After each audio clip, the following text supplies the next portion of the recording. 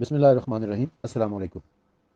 یہ ہمارے گروپ کے ایک دوست نے ہم سے یہ سوال کیا ہے کہ نماز میں جو دعائے قنوت پڑھتے ہیں، اہل تشیع جو ہے وہ نماز میں دعائے قنوت پڑھتے ہیں، اور ہر نماز میں پڑھتے ہیں، فرض نمازوں میں بھی پڑھتے ہیں، سنت نمازوں میں بھی پڑھتے ہیں، نفل نماز میں بھی پڑھتے ہیں، دوسری رکعت میں دعائے قنوت پڑھی جاتی ہے، جبکہ اہل سنت کے ہاں صرف وتر کی نماز میں دعائے قنوت ہے، باقی کسی نماز میں دعائے قنوت ان کے ہاں نہیں ہے۔ تو وہ کہتے ہیں کہ یہ کیا مسئلہ ہے، ایسا کیوں ہے، اس کی کیا دلیل ہے کہ اہل تشیع قرآن نماز میں ہر نماز میں دعائے قنوت پڑھ رہے ہیں، اس کی کیا دلیل ہے؟ تو اس حوالے سے عرض یہ ہے کہ قرآن مجید سورہ بقرہ آیت نمبر 238، پھر سن لیں قرآن مجید کی سورہ بقرہ کی آیت نمبر 238 میں اللہ تعالیٰ فرماتا ہے کہ سب نمازوں کی حفاظت کرو، خاص کر درمیانی نماز کی، اور اللہ تعالیٰ کے لیے قنوت کرنے والے ہو کر کھڑے ہو،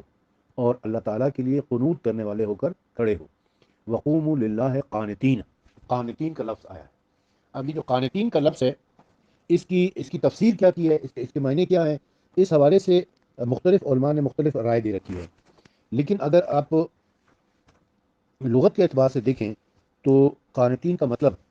قنوت کرنا ہی ملے گا آپ کو۔ البتہ بعض لوگوں نے قانتین کا ترجمہ خشوع و خضوع سے کیا ہے، خشوع اور خضوع، یعنی کہ بہت خشوع اور خضوع کے ساتھ نماز کو ادا کرنا،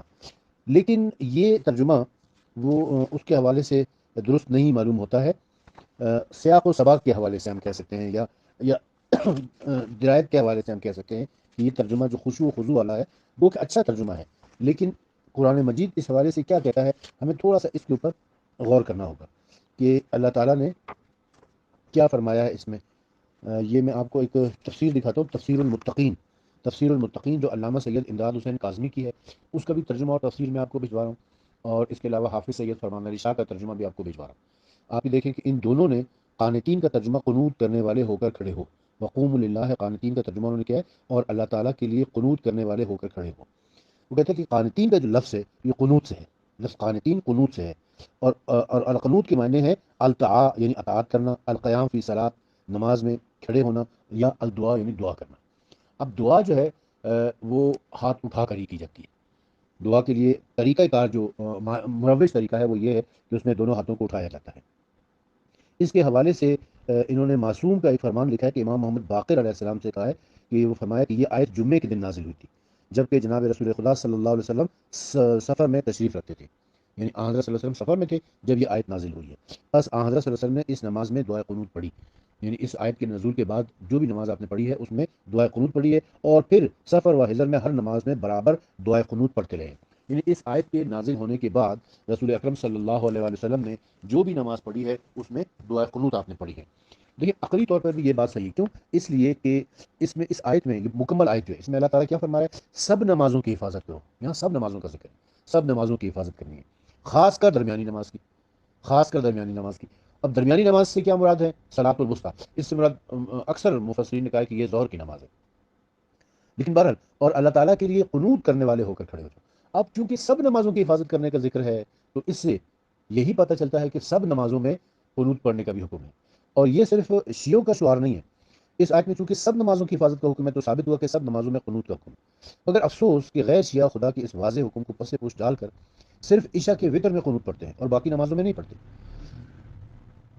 حضرت برہ بن عازب سے روایت ہے جامع ترمذی میں، جامع ترمذی کی جلد نمبر 1 صفحہ نمبر 182 کے اوپر حضرت برہ بن عازب سے روایت ہے کہ رسول اکرم صلی اللہ علیہ وسلم دعائے قنوت پڑھتے تھے صبح کی نماز میں یعنی نماز فجر میں، اور مغرب کی نماز میں بھی، یعنی فجر اور مغرب کی نماز کا ثبوت تو ہمیں جامع ترمذی سے مل جاتا ہے۔ حضرت ابو عثمان نہندی نے بیان کیا ہے کہ حضرت عمر ہمیں نماز پڑھاتے تو رکوع کے بعد قنوت پڑھتے، اور فجر کے قنوت میں ہاتھ اس قدر اونچے اٹھاتے کہ آپ کے دونوں بازو ہمیں صاف نظر آ جاتے، اور ان کی آواز مسجد کے باہر سنائی دیتی۔ دیکھیں اب یہ بات کا ہے فقہ حضرت عمر کی جو فقہ ہے، فقہ کی کتاب ہے فقہ عمر کے نام سے، اور یہ سعودی عرب کے ایک عالم ہیں علامہ محمد رواس، جو زہران یونیورسٹی کے محتمم تھے، زہران یونیورسٹی میں ڈپارٹمنٹ آف اسلامک اسٹڈیز کے ڈین تھے۔ انہوں نے یہ کتاب لکھی تھی فقہ عمر، علامہ محمد رواس ان کا نام ہے۔ انہوں نے لکھا ہے کہ حضرت عمر جو ہے جب وہ نماز پڑھایا کرتے تھے تو وہ اپنے ہاتھوں کو اتنا بلند کرتے تھے کہ ان کے ہاتھ پیچھے نمازی جو تھے ان کو نظر آتے، تو اس کا مطلب ہے دعا قنوت پڑھتے تھے نماز میں، اور وہ رکوع کے بعد پڑھا کرتے تھے۔ البتہ ہمارے ہاں جو رائج ہے وہ یہ کہ رکوع سے پہلے پڑھنا ہے۔ اچھا، حضرت انس سے مروی ہے کہ قنوت مغرب اور فجر کی نماز میں پڑھا جاتا تھا۔ حضرت انس بن مالک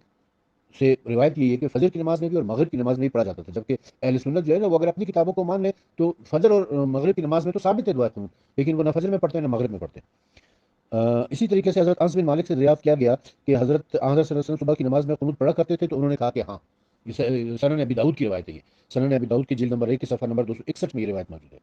حضرت اچھا سنن ابی نسائی میں اور سنن ابن ماجہ میں بھی یہ روایت ہے کہ حضرت انس بن مالک سے روایت ہے کہ دعائے قنوت فجر اور مغرب کی نماز میں پڑھی جاتی تھی۔ اسی طریقے سے حضرت ابو رافع، یہ شقران جن کا نام تھا، یہ رسول اکرم صلی اللہ علیہ وسلم کے آزاد کردہ غلام تھے۔ حضرت ابو رافع نے بیان کیا ہے کہ میں نے حضرت عمر کے پیچھے صبح کی نماز پڑھی تو آپ نے رکوع کے بعد قنوت پڑھا، رکوع کے بعد آپ نے قنوت پڑھا۔ تو اس طرح جو مختلف روایات ہمارے سامنے آتی ہیں اہل سنت کی کتب سے، اس سے تو یہ پتہ چلتا ہے کہ رسول اکرم صلی اللہ علیہ وسلم فجر اور مغرب کی نماز میں دعائے قنوت پڑھا کرتے تھے۔ البتہ اہل تشیع کے جو روایات موجود ہیں اس سے یہ ثابت ہوتا ہے کہ رسول خدا نے ہر نماز میں، اس آیت کے نزول کے بعد رسول خدا نے جو بھی نماز پڑھی ہے، جب بھی پڑھی ہے، اس میں آپ صلی اللہ علیہ وسلم نے دوسری رکعت میں دعائے قنوت پڑھی ہے رکوع سے پہلے۔